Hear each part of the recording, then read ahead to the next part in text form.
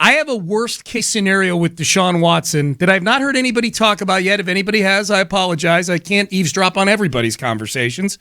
That actually involves Deshaun coming back to the Texans, right? Like some would say, oh, man, the worst case. We just had a caller say, boy, this would be the worst if the Texans decided to not trade him before the draft, and then he sits out the season, and then his trade value goes down, which I think is an interesting thing to consider. I don't think Deshaun not playing for a year is going to make his trade value go down because he's still going to be under the same cap figure that he would be this year. It's like his contract just pushes forward, so the big money for Deshaun still gets pushed a year into the future if he doesn't play this year. I think best case is you get him back in the fold. He's happy. He's a Houston Texan, and you move forward. Next best case is you flip Deshaun before the draft for a bleep ton of draft capital.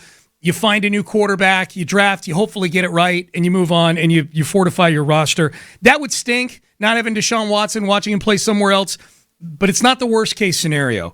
The caller said the worst case scenario would be he actually sits out, and now, oh no, his draft stock, the stock price on him goes down. I don't know that would be the case.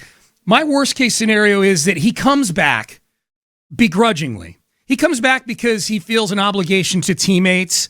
He's just not wired to he's not wired to sit out. Maybe this is a bunch of posturing somehow, and it just didn't work out. Something like that. Yeah, and he comes back in. He's a competitor. He doesn't want it. He wants to start making his big money sooner rather than later, and he'll try to endure things with the Texans, and he hopes that maybe it gets better. However, Jack Easterby is still here because he's not going anywhere. And Cal McNair is certainly not going anywhere. He's the owner of the team.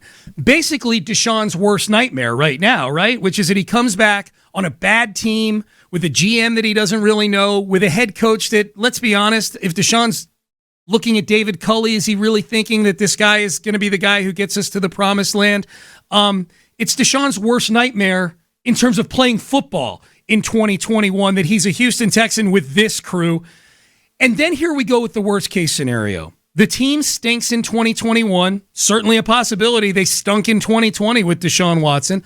Watson actually goes backwards as a player, which statistically, honestly, as bad as the team was, it's hard to imagine a scenario where Deshaun Watson puts up a better statistical year than he did in 2020. He led the league in a lot of categories. Well, and he won't have... There's a real good chance he won't have Will Fuller. That's right. Right? That's right. And Brandon Cooks is another year older. Randall Cobb as well. Right. That it could be a much dicier scenario for him next year compared to this year. So they have a bad year in 2021.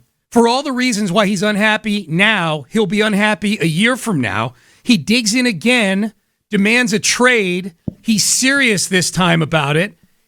And now the team that's trading for him doesn't get the benefit of a year of cap where they're only 10 or 11 million before the 40 million starts to hit. They're getting him at 40 million, and he's coming off a down season. And now you're not looking at a trade market where you've got the Jets and the Dolphins and the Jags all sitting right there at 1, 2, and 3 with multiple first-round picks to send the Texans for a player that everybody feels is worth multiple first-round picks. Now you're sitting there with a crapshoot of a market with a lot of these bad teams probably already on to their next quarterback, and probably not 3 teams sitting there with multiple first-round picks at the top of the draft, and a couple of them being teams that are in the same division with each other, Seth. And I haven't even mixed in the possibility that Deshaun comes back, plays this year, and gets hurt, right? Yeah, what if he gets hurt?